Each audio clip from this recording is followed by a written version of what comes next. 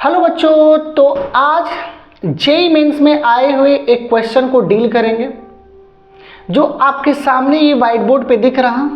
Find the domain of sine inverse 1/4 - x कि sine inverse 1/4 - x का domain क्या होगा।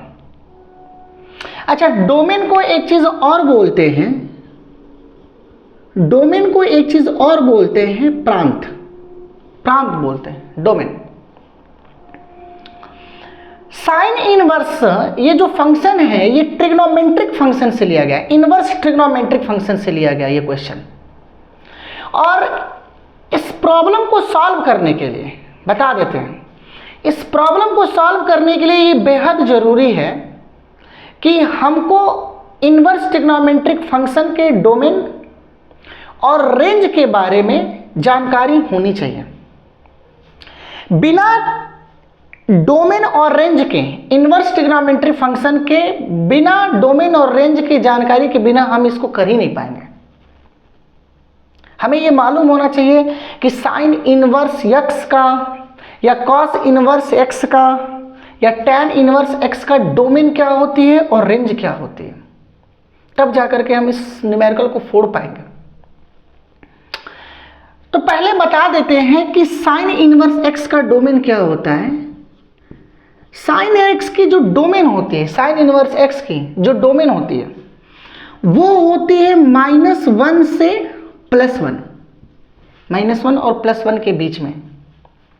और जो रेंज होती है साइन इनवर्स की वो होती है -π/2 से π/2। ये क्या है? तो ये है डोमेन और ये क्या है? तो इसको हम कहते हैं रेंज, इसको हम कहते हैं रेंज। तो ये साइन इनवर्स x का डोमेन हुआ और ये साइन इनवर्स x की रेंज हो गई। देखिए, ट्रिग्नोमेट्रिक फंक्शन एक फंक्शन होता है, बट इनवर्स ट्रिग्नोमेट्रिक फंक्शन नहीं होता है। किसी एक रिस्ट्रिक्टेड कंडीशन में वो फंक्शन होता है, एक रिस्ट्रिक्टेड कंडीशन में, हर वैल्यू के लिए नहीं। बाद में देखेंगे वो क्या होता है। और अगर हम कॉस की बात करें तो कॉस इनवर्स x की जो डोमेन होती है वो -1 से 1 होती है और जो रेंज होती है वो होती है 0 से π। साइन की जो रेंज होती है वो -π/2 से π होती है, जबकि कॉस की जो रेंज होती है वो 0 से π होता है इनवर्स के। अब इसका सॉल्यूशन देखते हैं कि इसका आंसर क्या होगा, इसका सॉल्यूशन क्या होगा। तो हमारे सामने जो क्वेश्चन है वो ये है कि find the domain of sine inverse 1/4 - x। थोड़ा ध्यान से देखना, एकदम कॉन्सेंट्रेट होकर के यहां पे। So sine inverse 1/4 - x domain देखना है। अच्छा, अभी हमने बताया कि साइन इनवर्स x की जो डोमेन होती है या साइन इनवर्स का जो डोमेन होता है वो -1 और +1 के बीच में होता है। मतलब अगर हम डोमेन की बात करें तो ये जो चीज क्वांटिटी है, ये वाली क्वांटिटी 1/4 - x, पूरी चर्चा इसी पे की जाएगी। 1/4 - x कि x की क्या क्या वैल्यू हम रख सकते हैं, x की क्या क्या वैल्यू हम रख सकते हैं। ठीक है, तो ये जो चीज है इसकी जो वैल्यू है इसकी वो -1 से बड़ी या -1 के बराबर होनी चाहिए, या फिर +1 से छोटी या +1 के बराबर होनी चाहिए। -1 is less than or equal to 1/4 - x is less than or equal to 1।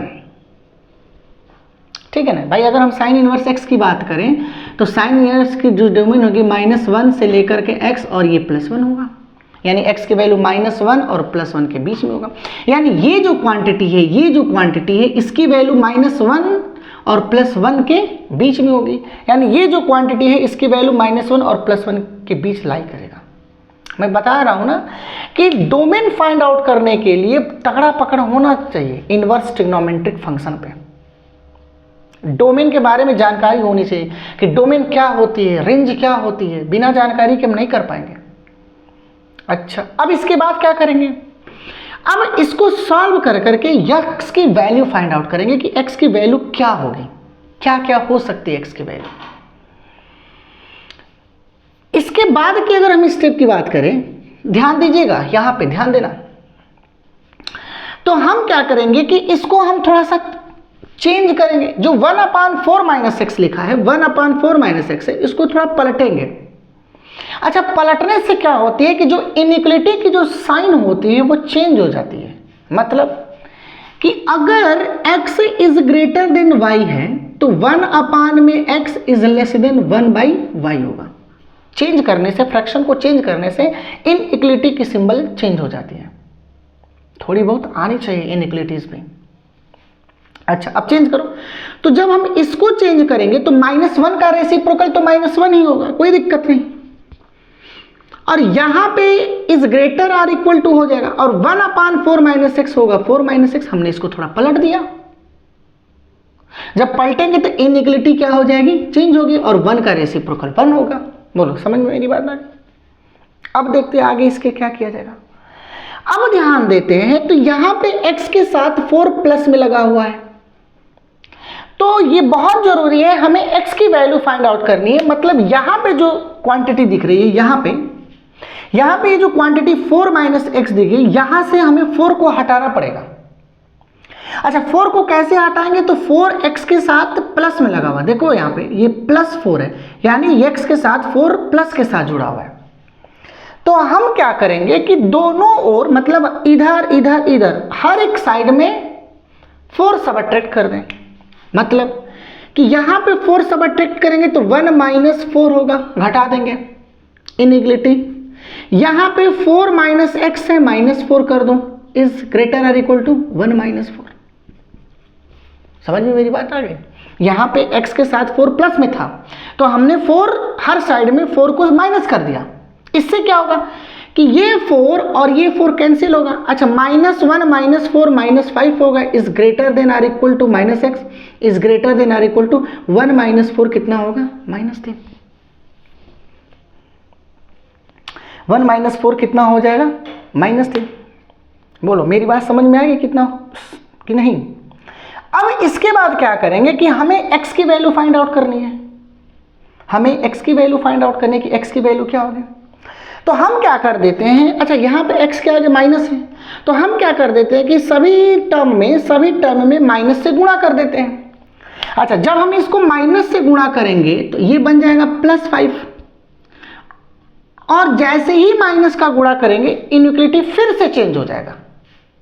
Minus से गुणा कर देने पर इनइक्वलिटी चेंज हो जाती है, और यहां माइनस से गुणा करेंगे तो x होगा, फिर यहां माइनस से गुणा करेंगे तो इनइक्वलिटी को चेंज करेंगे और क्या बचेगा, 3।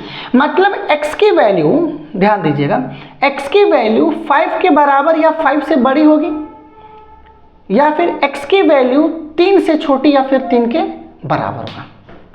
तो अगर हम इसका आंसर लिखने का प्रयास करें कि x की वैल्यू क्या होगी, सो x बिलोंग्स टू 5 to 3, ये होगा इसका आंसर, यानी इसका डोमेन 5,3 हो जाएगी। समझ में मेरी बात आ गई?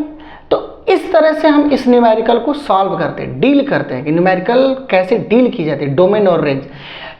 इस क्वेश्चन में सबसे बड़ी बात ये थी कि हमें साइन इनवर्स x का डोमेन पता होना चाहिए कि साइन इनवर्स x का डोमेन क्या होता है, तब जाकर के ये प्रॉब्लम सॉल्व होगा। और ये सॉल्यूशन आपके सामने दिख रहा। तो उम्मीद करते हैं कि आपको ये सॉल्यूशन पसंद आया होगा। इसी तरह हम एक अगले वीडियो में एक अगले न्यूमेरिकल के साथ आएंगे। तब तक पढ़ाई करते रहिए। Thank you very much.